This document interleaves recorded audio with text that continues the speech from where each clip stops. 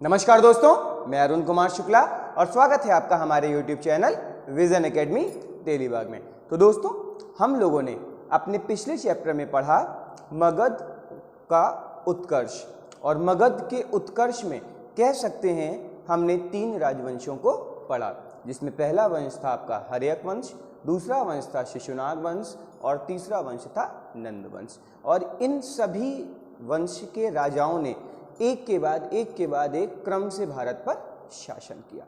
तो अगर देखा जाए तो कह सकते हैं जो मगध के प्रारंभिक शासक थे, इन्होंने अपने आसपास के क्षेत्र को तो पूरी तरीके से जीत लिया था या यहाँ पर अपना अधिकार स्थापित कर लिया था, परंतु अगर भारत की पश्चिमोत्तर सीमा को देखा जाए तो ये यहाँ पर अपने आप को ले जाकर नहीं स्थापित कर पाए थे, जिसका परिणाम क्या हुआ कि मगध का जो पश्चिमोत्तर भाग था, यहाँ पर आज भी छोटे छोटे कबीले स्थित थे और इन्हीं कबीलों के असंगठित होने का फायदा उठाया विदेशी आक्रमणकारियों ने।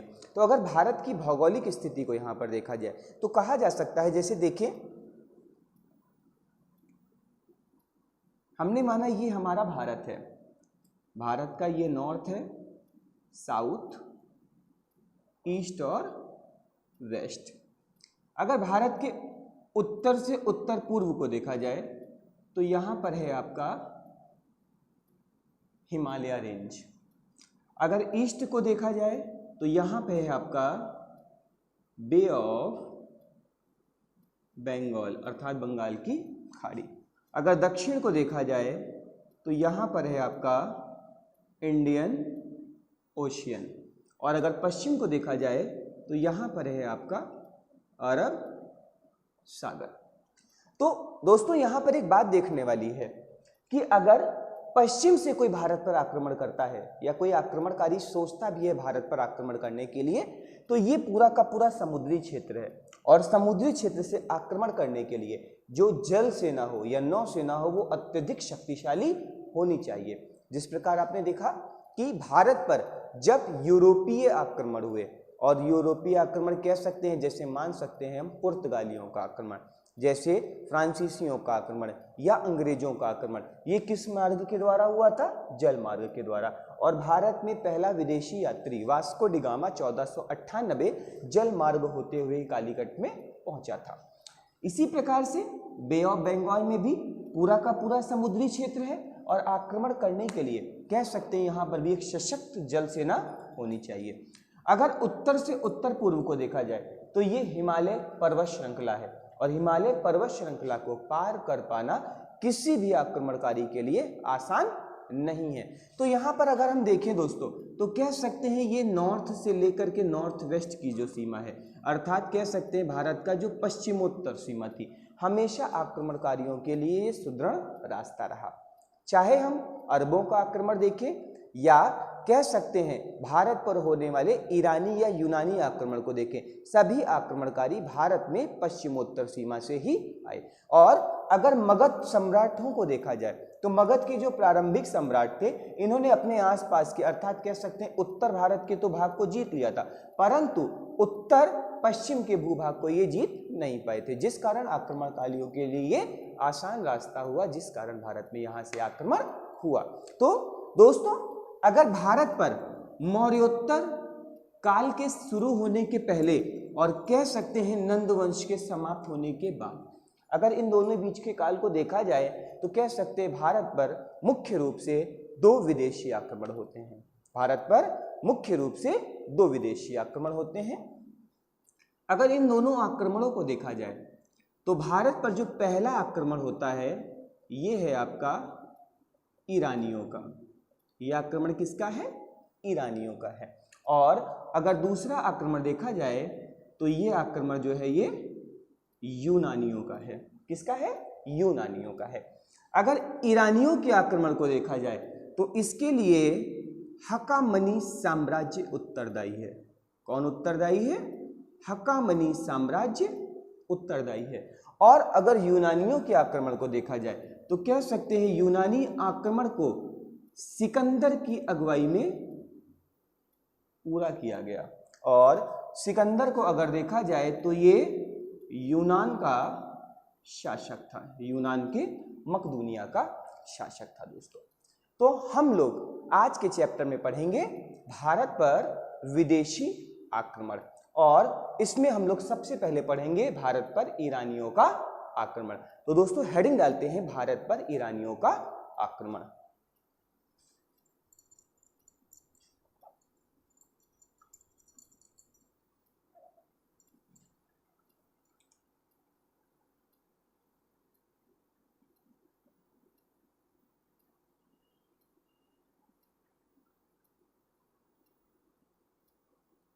ठीक है, अब दोस्तों देखा जाए तो ईरानी आक्रमण को अगर देखें तो ईरानी आक्रमण की जानकारी कह सकते हैं हेरोडोट्स, स्ट्रैबो तथा एरियन जैसे महान व्यक्तियों की सूचनाओं से तथा हकामनी साम्राज्य के अभिलेखों से प्राप्त होती है। क्या बताया मैंने?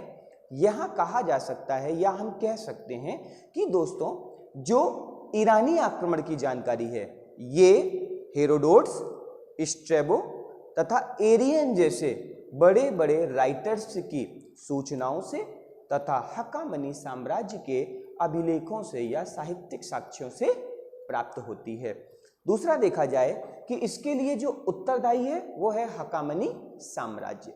हकामनी साम्राज्य की अगर स्थापना देखा जाए तो हकामनी साम्राज्य की स्थापना कुरुश अथवा साइरस द्वितीय नामक व्यक्ति ने 6ठी शताब्दी ईसा पूर्व की। कब की? 6ठी शताब्दी ईसा पूर्व की। और कुछ ही वर्षों में जो हकामनी साम्राज्य था कह सकते हैं ये पश्चिम एशिया का एक शक्तिशाली साम्राज्य बन गया। क्या बताया मैंने यहाँ पर कि कुछ ही वर्षों में हकामनी साम्राज्य जो पश्चिम एशिया था इसका एक शक्तिशाली राज्य बन गया। हकामनी साम्राज्य में साइरस द्वितीय के बाद में गद्दी पर बैठता है दारा प्रथम, जिसे डेरियस प्रथम भी कहा गया है। ये एक साम्राज्यवादी व्यक्ति था। कैसा व्यक्ति था? साम्राज्यवादी व्यक्ति था।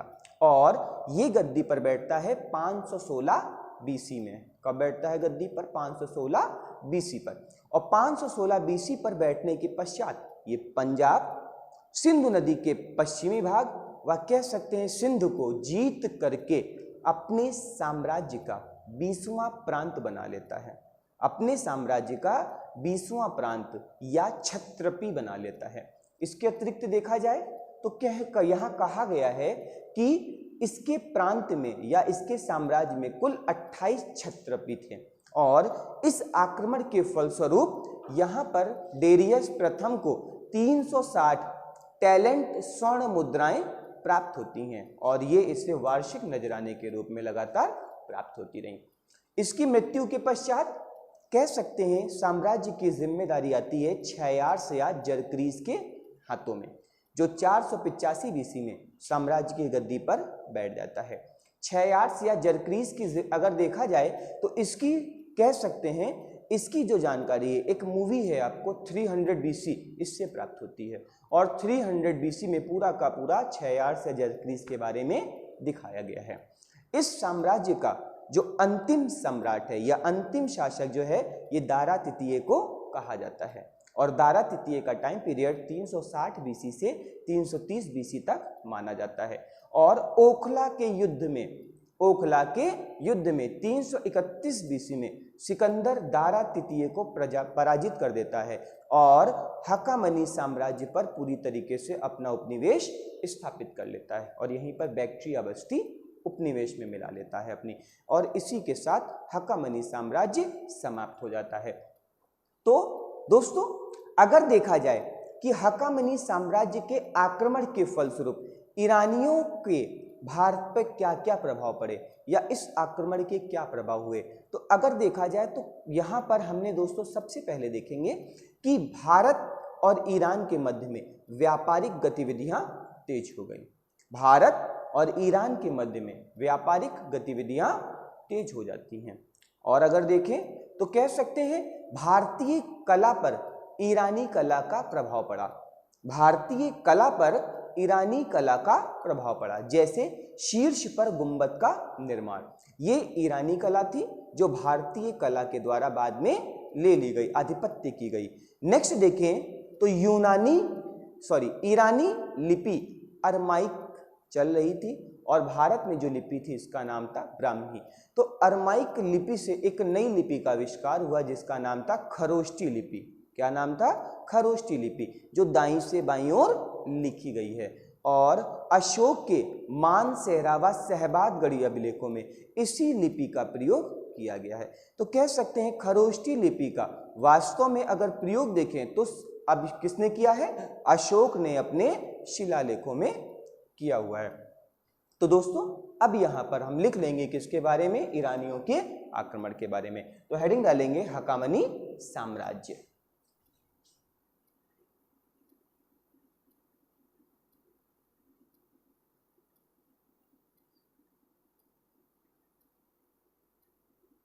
ठीक है।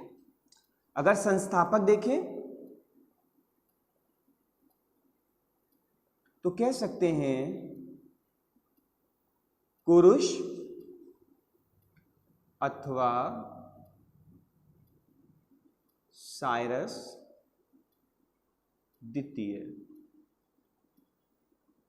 कुरुश अथवा साइरस द्वितीय।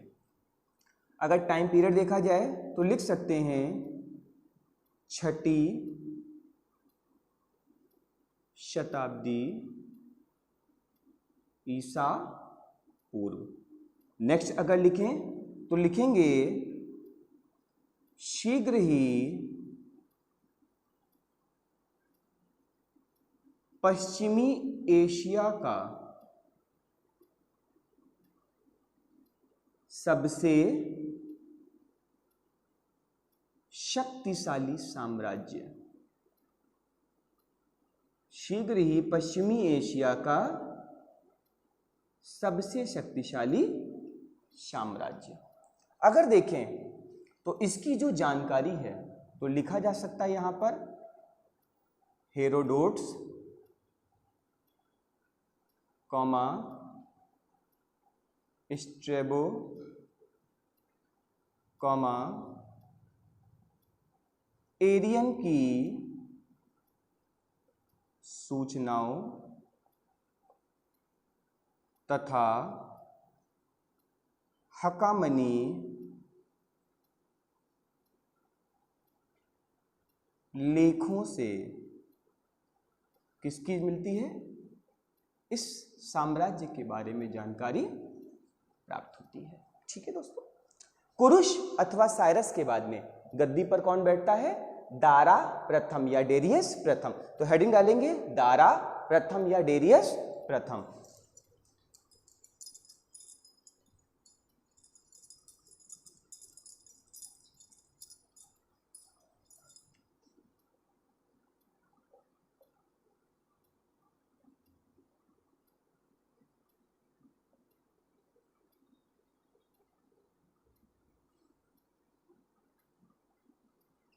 ठीक है। यहां पे लिख लेंगे 516 बीसी। क्या लिखेंगे? पंजाब कॉमा सिंधु नदी के पश्चिमी भाग तथा सिंध पर अधिकार।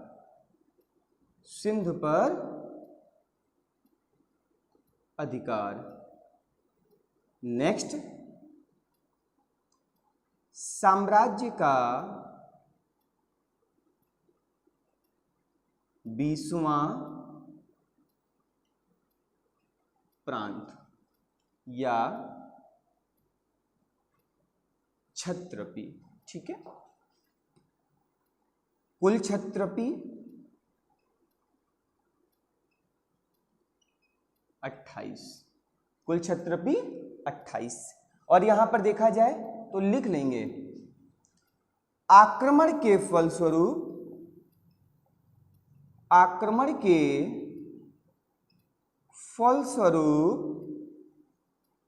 360 टैलेंट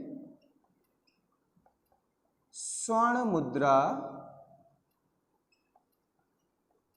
प्राप्त।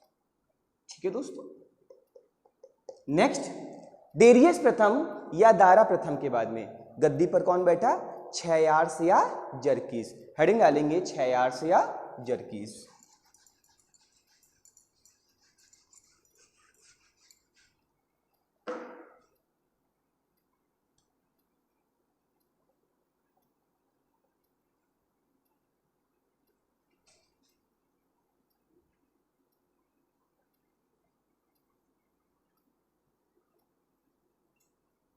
चार सौ 85 BC। ये भी कैसा व्यक्ति था? साम्राज्यवादी। नेक्स्ट देखा जाए, अंतिम शासक दारा तृतीय। टाइम पीरियड देखा जाए तो 360 BC अर्थात ईसा पूर्व से 330 BC। तो दोस्तों यहां पर हक्कामनी साम्राज्य का अंत हो गया और अब लिखेंगे आक्रमण के परिणाम। तो हेडिंग डाल लीजिए परिणाम।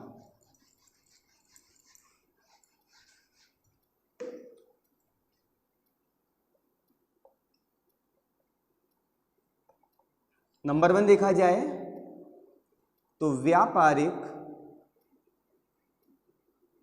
गतिविधियां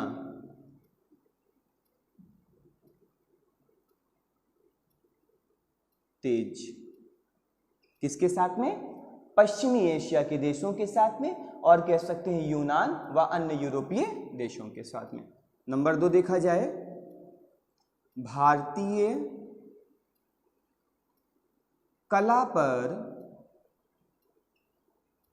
प्रभाव। नंबर 2 क्या है? भारतीय कला पर प्रभाव।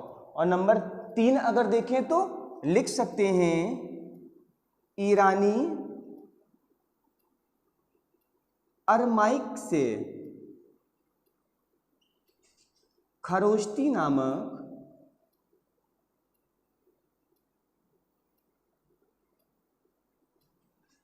नई लिपि का निर्माण।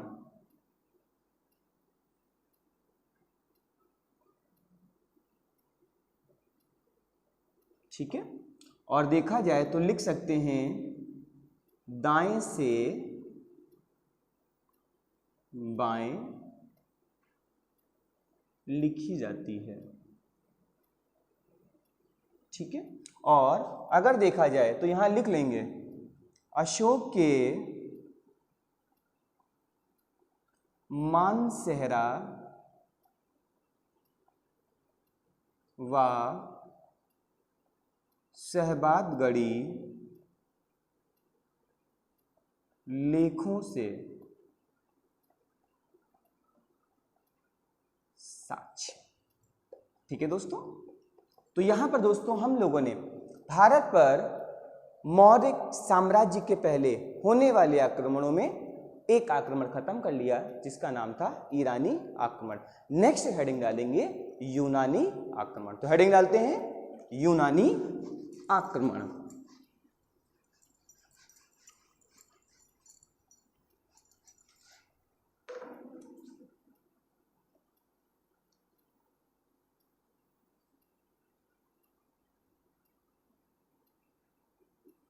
और ये आक्रमण होता है सिकंदर की अगुवाई में। कब होता है?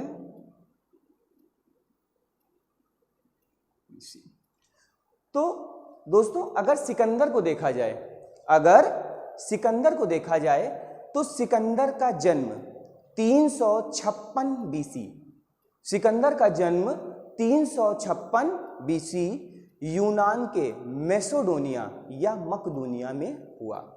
इसके पिता का नाम फिलिप क्षत्रप या फिलिप द्वितीय था।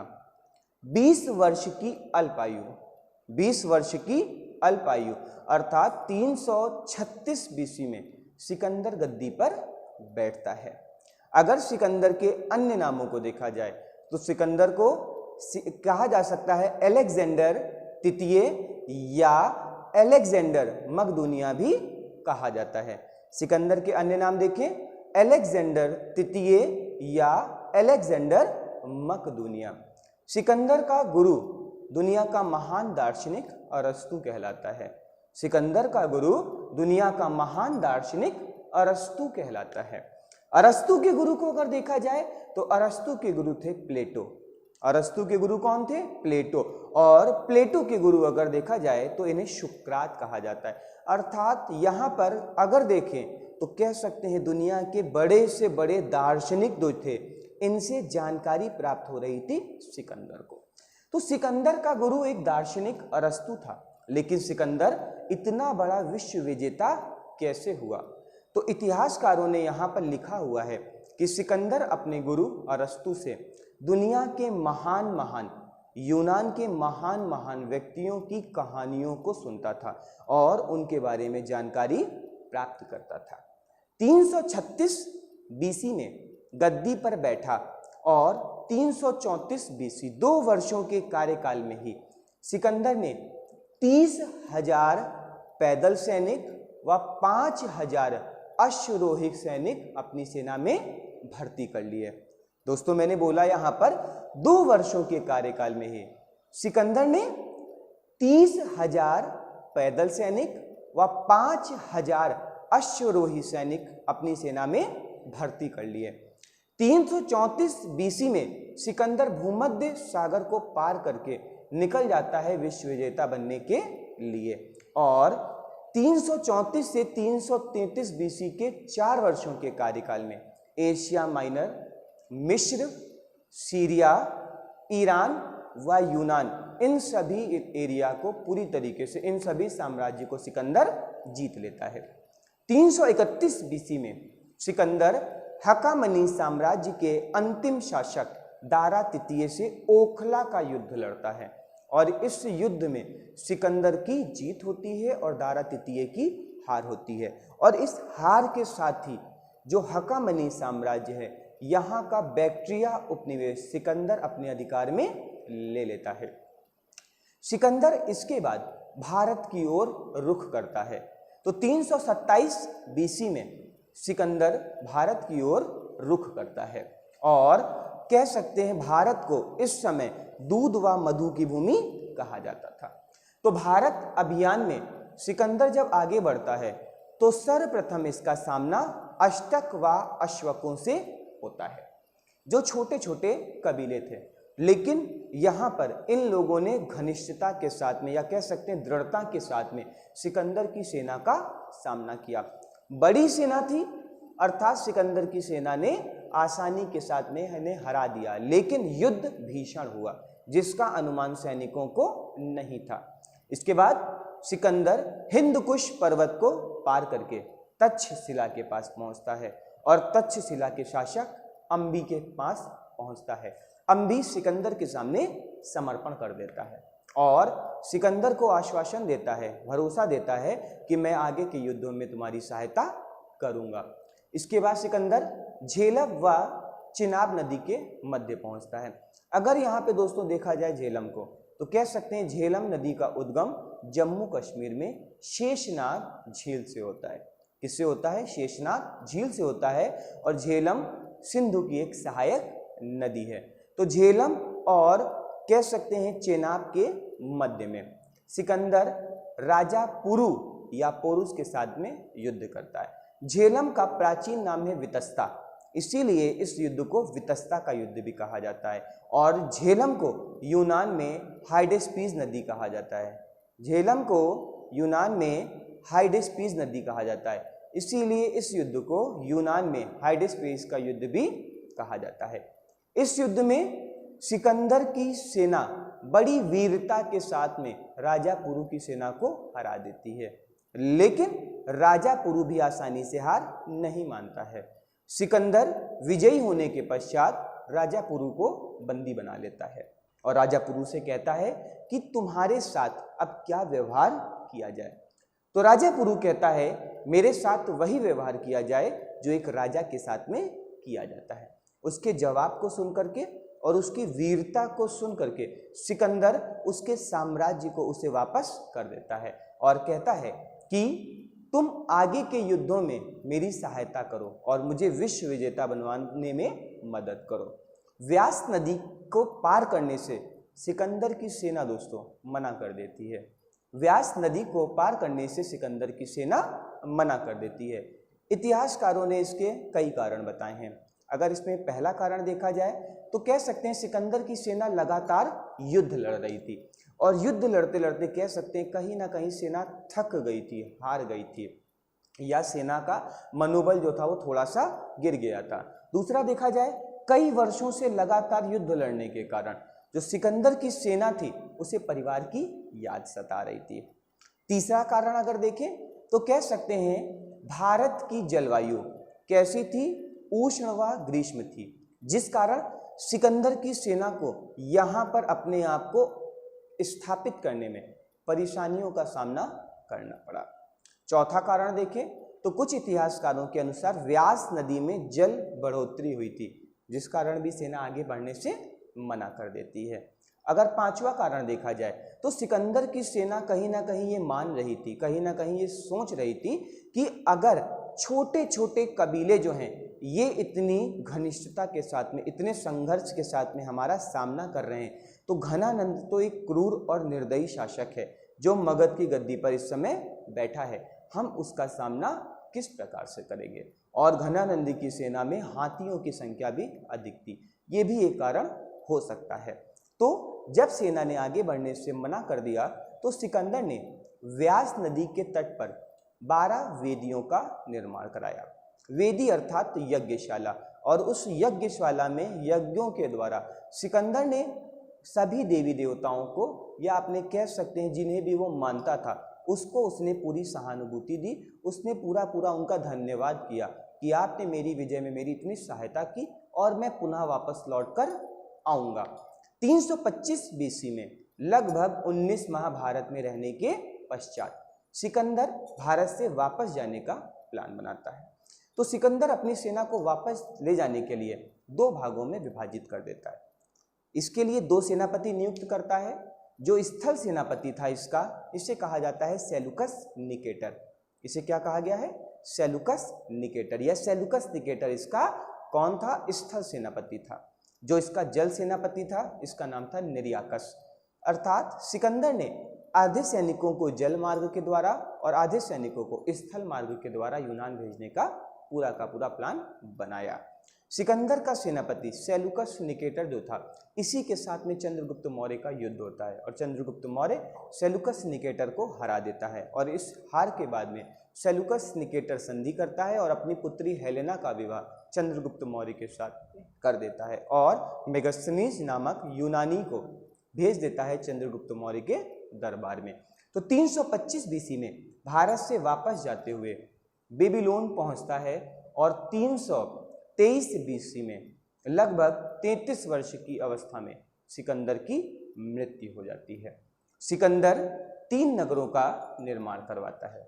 सिकंदर 3 नगरों का निर्माण कराता है। पहला सिकंदरिया नगर, नंबर 2 ब्यूसेफेला नगर, जो अपने घोड़े या अपने प्रिय घोड़े ब्यूसेफेलस की याद में बनवाता है। और तीसरा नगर जो है निकया, ये अपनी विजय की याद में बनवाता है। तो भारत पर ये सिकंदर का आक्रमण था। तो अगर भारत पर यूनानियों के आक्रमण को देखा जाए तो इस आक्रमण के कारण भारत पर कई प्रभाव पड़े। पहला प्रभाव अगर देखा जाए तो भारत का यूनानियों के साथ में व्यापार मजबूत हुआ। भारत का यूनानियों के साथ में व्यापार मजबूत हुआ और यूनानियों के साथ साथ कह सकते हैं पश्चिम के जो अन्य देश थे या पश्चिम के जो देश थे, इनके साथ में भी व्यापार संबंध कैसे हो गए? मजबूत हो गए। नेक्स्ट देखिए तो कला और दर्शन के क्षेत्र में भारत पर काफी प्रभाव पड़ा और गांधार कला का जो विकास है वो यूनान की ही देन है। नेक्स्ट अगर देखें तो कह सकते हैं भारत में स्तंभों के शीर्ष पर पशु पंक्षियों का जो अंकन किया गया, ये भी किसकी देन थी? यूनानियों की देन थी। किसकी देन थी? यूनानियों की देन थी। नेक्स्ट अगर देखें तो कह सकते हैं यूनानी दार्शनिक पाइथागोरस पर भारतीय दर्शन का स्पष्ट प्रभाव दिखाई पड़ता है। और नेक्स्ट पॉइंट देखें तो सिकंदर के भारत से वापस जाने के पश्चात कहीं ना कहीं भारत में एकीकरण की भावना का जागरण होता है और छोटे छोटे कबीले ये मान लेते हैं कि अगर हम आपस में एकजुट ना हुए तो कोई दूसरा आकर के हमारे ऊपर क्या कर लेगा, अधिकार कर लेगा। और इसी का कह सकते हैं रिजल्ट मिला किसको, चंद्रगुप्त मौर्य को, और उसने प्रथम अखिल भारतीय साम्राज्य की स्थापना की। तो दोस्तों अब यहां पर हम लिख लेते हैं कुछ सिकंदर के बारे में। तो सिकंदर 326 बीसी में भारत पर आक्रमण करता है। नेक्स्ट देखा जाए तो लिख लेंगे जन्म 356 बीसी। कहाँ हुआ, मेसोडोनिया यूनान, और ये पड़ता है आपका यूरोप में। नेक्स्ट देखिए तो पिता फिलिप क्षत्रप या फिलिप द्वितीय। नेक्स्ट अगर देखें तो शासक 336 बीसी, 20 वर्ष की अल्पायु में। कितने वर्ष में बना, 20 वर्ष की अल्पायु में। नेक्स्ट अगर देखा जाए तो गुरु अरस्तु। अरस्तु के गुरु कौन थे, प्लेटो, और प्लेटो के गुरु कौन थे, सोक्रेटिस या सुकरात। नेक्स्ट देखें तो घोड़ा ब्यूसे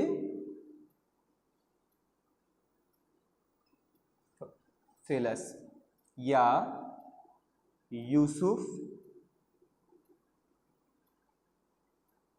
अल्लाह। ठीक है, नेक्स्ट लिखेंगे सिकंदर का साम्राज्यवाद। हेडिंग डालिए सिकंदर का साम्राज्यवाद।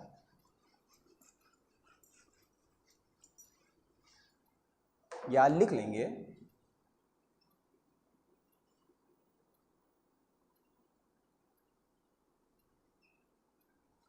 तो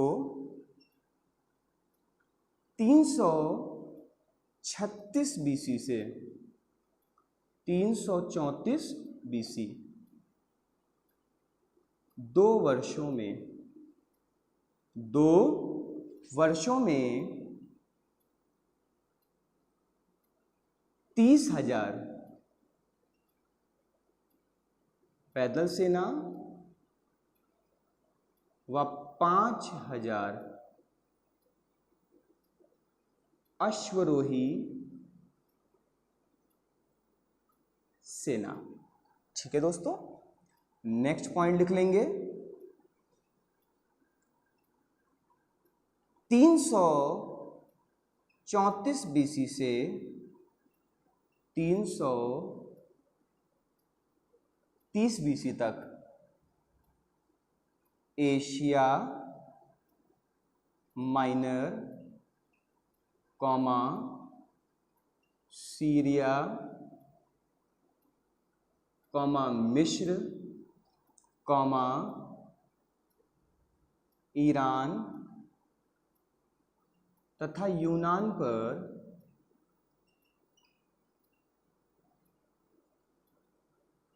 संपूर्ण अधिकार। नेक्स्ट देखें तो ईरान में हक्कामनी साम्राज्य के दारा तृतीय के साथ में युद्ध, और युद्ध का नाम ओखला का युद्ध। हेडिंग डालेंगे ओखला का युद्ध।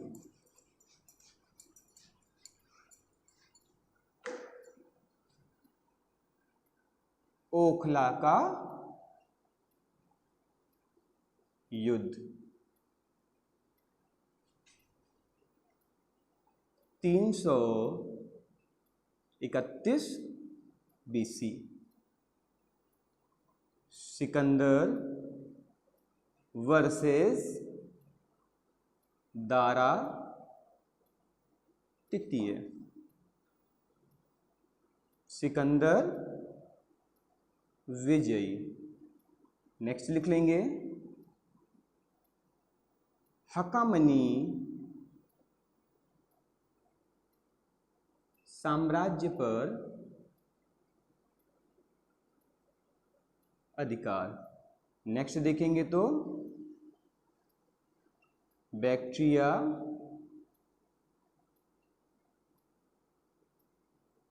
उपनिवेश। ठीक है दोस्तों, नेक्स्ट लिखेंगे नोट। तो नोट में लिख लेंगे 327 बीसी में दूध व मधु की भूमि, दूध व मधु की भूमि भारत की ओर कूच। ठीक है दोस्तों, नेक्स्ट लिखेंगे इसमें सर्वप्रथम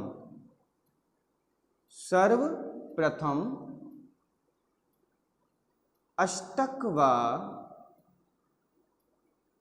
अश्वकों को पराजित किया। नेक्स्ट पॉइंट देखें, हिंद कुश को पार करके, हिंद कुश को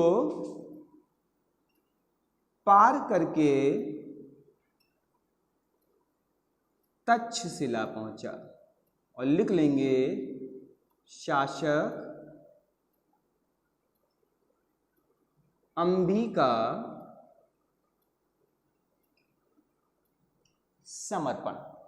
अब अंबी के समर्पण के बाद ये आगे पहुंचते हैं और अब पढ़ेंगे हम हाइडेस्पीच का युद्ध या झेलम का युद्ध या वितस्ता का युद्ध। तो हेडिंग डालिए हाइडेस्पीच का युद्ध। हेडिंग है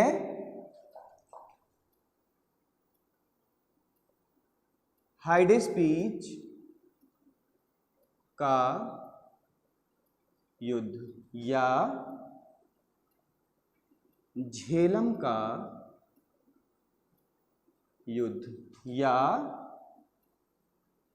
वितस्ता का युद्ध। तो दोस्तों मैं यहां पर आपको बता चुका हूं, झेलम नदी को यूनान में हाइडेस्पीच कहा जाता है, इसीलिए इस युद्ध को कहा जाता है हाइडेस्पीच का युद्ध। और झेलम का प्राचीन नाम है वितस्ता, इसीलिए इस युद्ध को कहा जाता है वितस्ता का युद्ध। तो देखा जाए, लिख लेंगे झेलम व चिनाब के मध्य 326 बीसी सिकंदर वर्सेस पुरु, जिसे यूनानियों ने पोरस कहा है। परिणाम सिकंदर की जीत। यहां पर नोट करके लिख लेंगे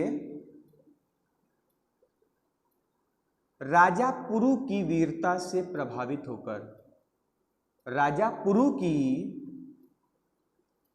वीरता से प्रभावित होकर साम्राज्य वापस कर दिया। ठीक है दोस्तों, नेक्स्ट देखें तो सिकंदर की सेना ने व्यास नदी को पार करने से इनकार कर दिया। सिकंदर की सेना ने व्यास नदी को पार करने से इनकार कर दिया। लेकिन दोस्तों अगर इसके पहले एक बात और लिख लें तो यहां पे लिख लीजिएगा, सिकंदर ने भारत में प्रवेश कैसे किया था? खैबर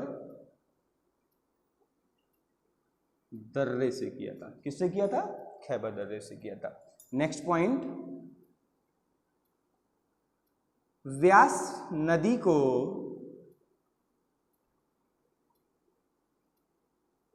सेना ने पार करने से मना किया। तो क्यों मना किया?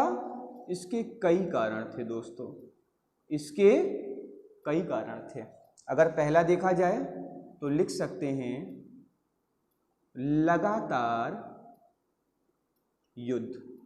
नंबर 2 देखें, परिवार की याद। नंबर 3 देखा जाए तो लिख सकते हैं व्यास में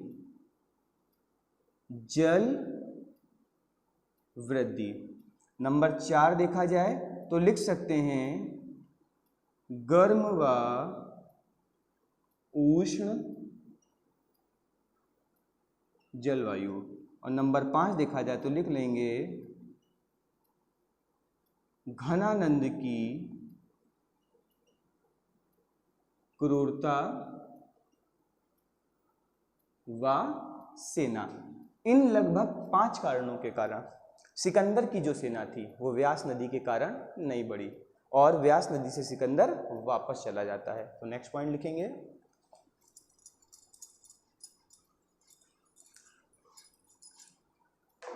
नेक्स्ट पॉइंट, व्यास नदी के तट पर, व्यास नदी के तट पर 12 वेदियों का निर्माण। नंबर 2, अगर सिकंदर के सेनापति देखे जाएं तो इसके पास 2 सेनापति थे। पहला स्थल सेनापति और दूसरा जल सेनापति। तो स्थल सेनापति था आपका सेलुकस निकेटर और अगर जल सेनापति देखा जाए तो इसका नाम था निर्याकस। नेक्स्ट देखें तो नगर, तो सिकंदर ने 3 नगरों का निर्माण कराया। नंबर 1 सिकंदरिया नगर, नंबर 2 निकेया, ये विजय की याद में, और नंबर 3 जो नगर था इसका नाम था बूसेफेला, लिख लेंगे घोड़े की याद में। नेक्स्ट अगर दोस्तों देखें तो यहां पर नोट करके लिख सकते हैं 325 बीसी में 19 माह भारत में रहने के बाद वापसी। ठीक है, नेक्स्ट 333 बीसी में, सॉरी 323 बीसी में उम्र 33 वर्ष, बेबीलोन में मृत्यु। और बेबीलोन आपका कहां पड़ता है? एशिया। और सिकंदर की बॉडी को ले जाकर के दफन कहां किया गया? अफ्रीका। तो दुनिया का अकेला ऐसा शासक जिसका जन्म यूरोप यूनान में, जिसकी मृत्यु एशिया में और जिसको दफन किया गया कहां पे? अफ्रीका में। नेक्स्ट सिकंदर के अगर अन्य नाम को देखा जाए तो यहां पर एक पॉइंट और लिख लेंगे, अन्य नाम अगर इसके देखें तो अन्य नाम है आपके अलेक्जेंडर तृतीय या अलेक्जेंडर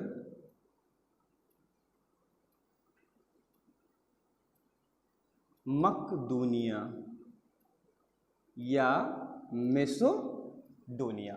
नेक्स्ट लिखेंगे सिकंदर के आक्रमण के परिणाम। तो हेडिंग डालेंगे सिकंदर के आक्रमण के परिणाम।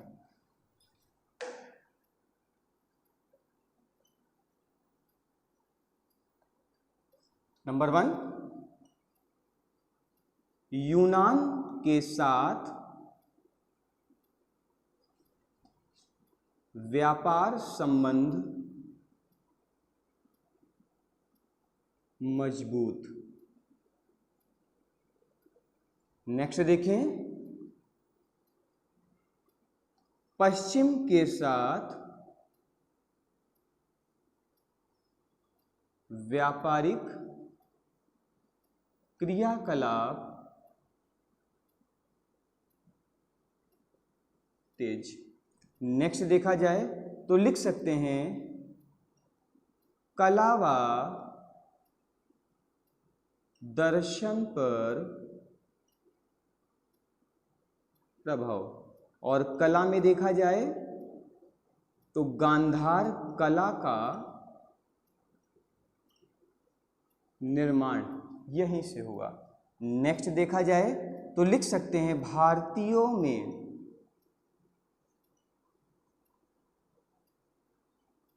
एकता,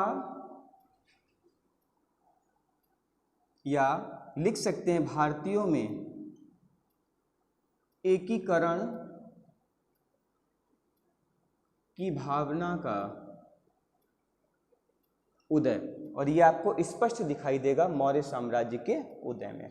और नंबर लास्ट देखा जाए तो लिख सकते हैं यूनानी